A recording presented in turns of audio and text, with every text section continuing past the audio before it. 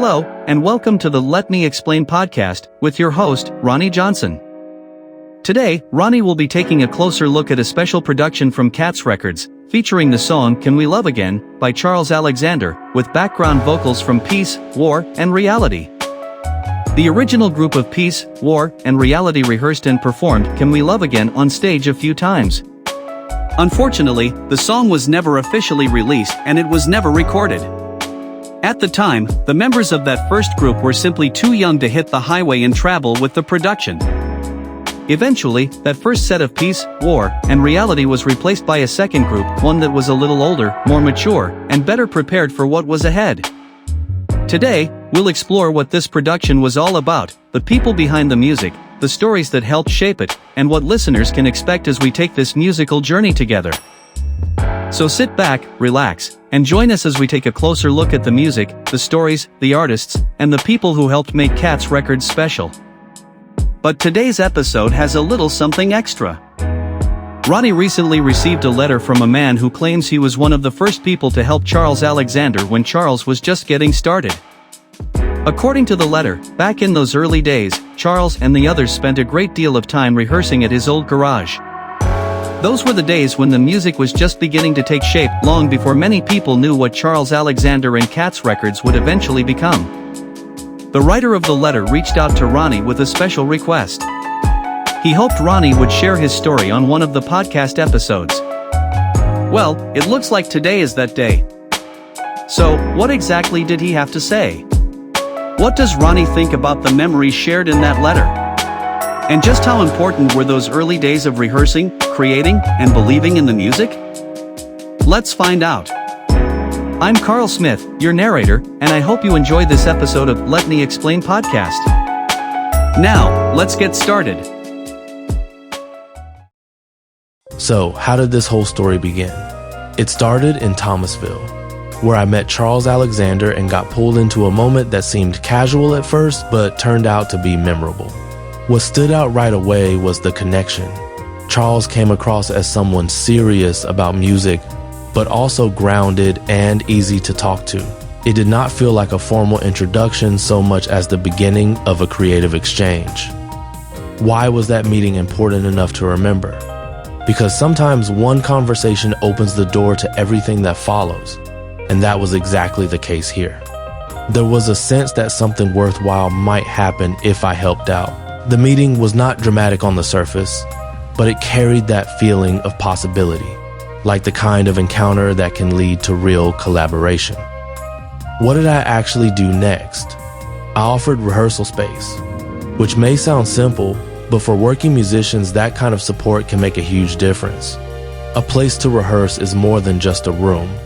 It gives a band the chance to settle in, work through ideas, tighten arrangements, and build chemistry without distractions. Offering that space was a practical gesture, but it also showed trust. Why focus so much on the rehearsal space itself? Because creative work depends on environment, and the right setting can reveal how serious a group really is. When musicians are given room to work, you get to see their discipline, not just their talent. Rehearsal is where ideas are tested, weak spots are exposed, and real musicianship starts showing up. Was I expecting anything extraordinary from that rehearsal? Probably not at first. I may have thought I was simply helping out and seeing what they could do. That is what makes the experience more powerful. Sometimes you go in with modest expectations, and then the performance shifts your understanding completely. What seemed like a routine rehearsal became something impressive. What can a rehearsal reveal that a casual introduction cannot? It reveals commitment, preparation, and the way individual players come together as a unit. You learn very quickly whether a band is just experimenting or whether they have real command. In this case, the rehearsal showed focus, confidence, and the kind of cohesion that makes you stop and pay attention. So, what was the rehearsal actually like once the band started playing? That was the turning point, because the performance immediately made an impression. They were not just running through songs mechanically. They played with presence.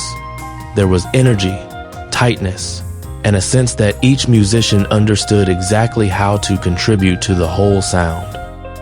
What made it feel impressive rather than simply competent? It was the combination of skill and chemistry. Plenty of groups can play the notes, but not every band can create that feeling of momentum in a room. The rehearsal had shape and force. It sounded organized without feeling stiff. The players seemed prepared, but they also sounded alive, which is often the difference between a good band and one you remember. Did that performance change my view of them? Absolutely. It moved them from being people I had just met to musicians I genuinely respected. Watching a band deliver like that creates confidence. You realize the opportunity you offered was well placed, and in return, you get the experience of witnessing something authentic and impressive unfold right in front of you. Looking back, why does this story stay with me? Because it brings together generosity, chance, and the reward of seeing talent fully show itself. A simple act like offering rehearsal space became part of a larger memory. It was not just about logistics. It was about creating the conditions for something excellent to happen. What does this say about supporting musicians in practical ways? It shows that small support can have real impact when it meets real preparation. Not every contribution has to be dramatic. Sometimes providing time, room, and trust is enough to let artists demonstrate who they are. In this case, the band answered that opportunity with a rehearsal that was genuinely striking. And if I had to sum it all up in one thought, what would it be?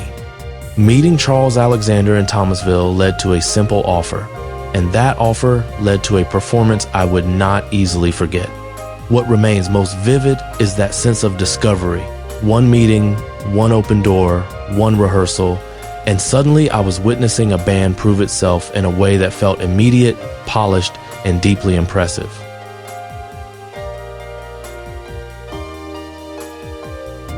There you have it, folks.